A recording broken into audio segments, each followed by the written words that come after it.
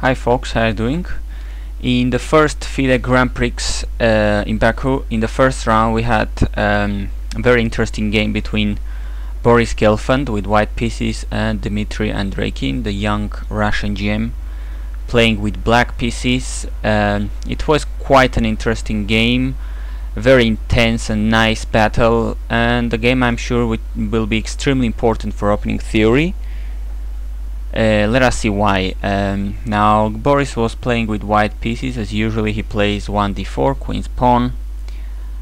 We have e6, c4, knight f6, knight to f3, and b6 moves the queen's Indian defense. g3, bishop b7, and after bishop g4, bishop g2, sorry, we have the move c5.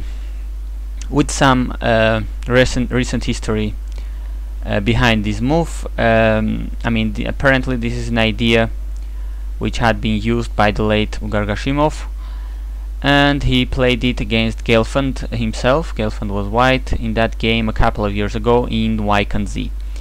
That game was a draw, but Gelfand thought he could improve his game, and apparently he studied this line, this position with c5 on the fifth move by black, and he came up with the conclusion that it cannot be correct for black. So in this game we're gonna see what he had prepared for this. d5 is played immediately, basically sacrificing a pawn. c takes this place is played, and he sacrifices a pawn for initiative. Here there are a couple of choices to take the d5 pawn. Andreikin takes with the bishop. Taking with the knight wouldn't be that great, because now knight h4, the bishop's power is unleashed on the big diagonal, and this knight is pinned and attacked with two pieces. Black is losing. So after c takes d5, it's better to take with the bishop. Knight c3, bishop back to c6, where at least it's protected. On b7 it wouldn't be protected, so better c6, I guess.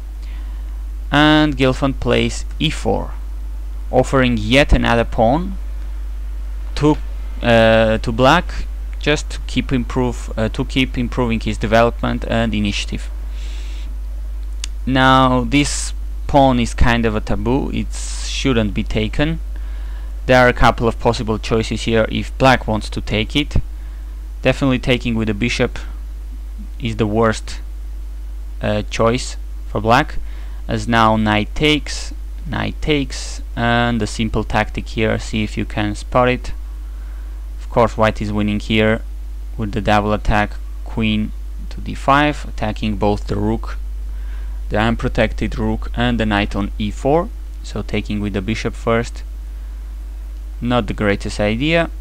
Instead, knight takes c4 had been tested last year in the game Krasenkov versus Soko, both of them Polish GMs if I'm not mistaken, and it followed as knight takes, bishop takes, queen e2, attacking the bishop, queen e7, white castled, knight to c6, bishop f4, white is improving his development, activating all his pieces, f5 to defend his bishop, rook fe1, g6, knight to g5, attacking the bishop with the knight and the bishop, bishop takes g2, and now a beautiful move, queen to c4, not taking the bishop back, but now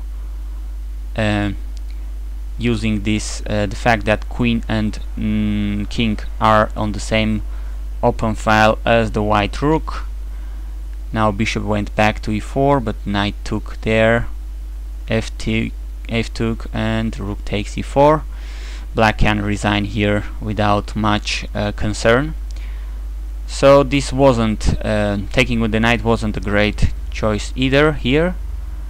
So after e4, Andreikin decides just to play d6, control this e5 square with his pawn, and try to catch up in development.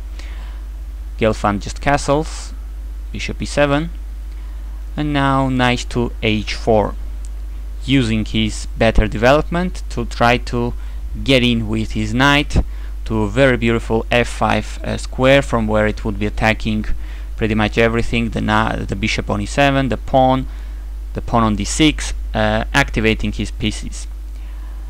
Andreikin decides not to allow Gelfand this. He plays g6, which obviously has its advantages, because it controls h5 and, more importantly, f5. But as we know, when a pawn moves, it leaves some weaknesses behind. In this case, these dark squares h6, g7 are weak right now, and Gelfand takes full advantage of it, putting the bishop on h6, controlling these dark squares, not allowing black to castle. Although up a pawn, this is already unpleasant for black. I think black is not getting the development he should have, he needs to have, and white is getting lots of initiative for the pawn. Andreikin plays bishop f8. Well, the bishop was exchanged, king takes f8.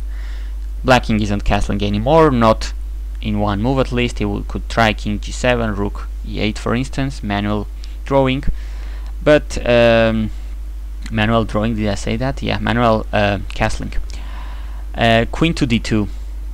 Gelfand keeps pushing on the dark squares, trying to go to h6 with his queen. And now Andreikin chose to play knight e8, controlling two important squares, d6, the d6 pawn and the g7 square. If king g7, which seems rather natural as well, controlling h6. After rook a d1 and the other rook to e1, I think everybody will agree white has enough compensation for the pawn with active play on the central files, and black doesn't have enough development. But as we saw, knight e8 is what Andreikin plays. Now white keeps developing, improving his pieces, puts more pressure on the center. Rook a d1. Now king goes to g7 and f4. Definitely white's initiative is huge. All white's pieces, you can see, coordinated to attacks black, which doesn't have much coordination or harmony in his pieces. The king isn't very safe on g7, in fact. Rooks aren't doing anything. The knight on b8 is just not developed yet.